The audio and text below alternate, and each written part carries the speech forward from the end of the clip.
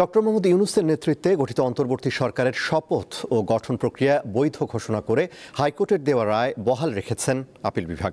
প্রধান বিচারপতি সৈয়দ রেফাত আহমেদের নেতৃত্বে ৭ বিচারপতির পূর্ণাঙ্গ আপিল বেঞ্চ বৃহস্পতিবার এই আদেশ দেন। অ্যাটর্নি জেনারেল জানান, এই রায়ের ফলে বর্তমান অন্তর্বর্তী সরকারের বৈধতার জন্য পরবর্তীতে জাতীয় সংসদের অনুমোদনের প্রয়োজন নেই। ২০২৪ সালের জুলাই আগস্ট গণ অভ্যুত্থানে আওয়ামী লীগ সরকারের পতনের পর রাষ্ট্রপতি সংবিধানের ১০৬ অনুচ্ছেদ অনুসারে অন্তর্বর্তী সরকার গঠনের বিষয়ে সুপ্রিম কোর্টের কাছে মতামত জানতে চান। আপিল বিভাগের মতামতের ভিত্তিতে ডক্টর মোহাম্মদ ইউনূসের নেতৃত্বে গঠিত হয় অন্তর্বর্তী সরকার।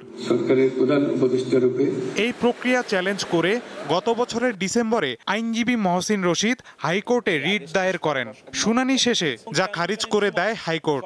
ওই আদেশের বিরুদ্ধে ফের লিভ টু আপিল করেন তিনি। এমন একটা প্রয়োজনে, রাষ্ট্রের প্রয়োজনে, নাগরিকদের নিরাপত্তার স্বার্থে, রাষ্ট্রের নিরাপত্তার স্বার্থে এবং সময়ের প্রয়োজনে এই সময় অন্তর্বর্তীকালীন সরকার গঠিত হয়েছে বাংলাদেশের মানুষের রাজনৈতিক দল, ছাত্র জনতা, আন্দোলনকারী, সুশীল সমাজ সবার ঐক্যমতের ভিত্তিতে। এই সরকার যে কর্মকাণ্ড পরিচালনা করছে তা মূলত জনগণের সার্বভৌম ক্ষমতার বহিঃপ্রকাশ হিসেবেই কর্মকাণ্ড পরিচালনা করছে। আমাদের উচ্চ আদালত আমাদের সংবিধানের এই মূল মন্ত্র আজকে আবার পুনরায় পুনর্ব্যক্ত করে ঘোষণা করলেন। অ্যাটর্নি জেনারেল জানান, এই রায়ের ফলে অন্তর্বর্তী সরকারের বৈধতা নিয়ে আর কেউ প্রশ্ন তুলতে পারবে না।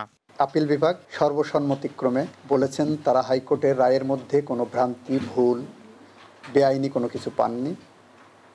সুতরাং ওনার সিপিটা রিজেক্ট করেছেন উইথ অবজারভেশনস। অন্তর্বর্তী সরকারের বৈধতা চ্যালেঞ্জ করা রিটে এক পর্যায়ে পক্ষভুক্ত হন বিএনপির মহাসচিব।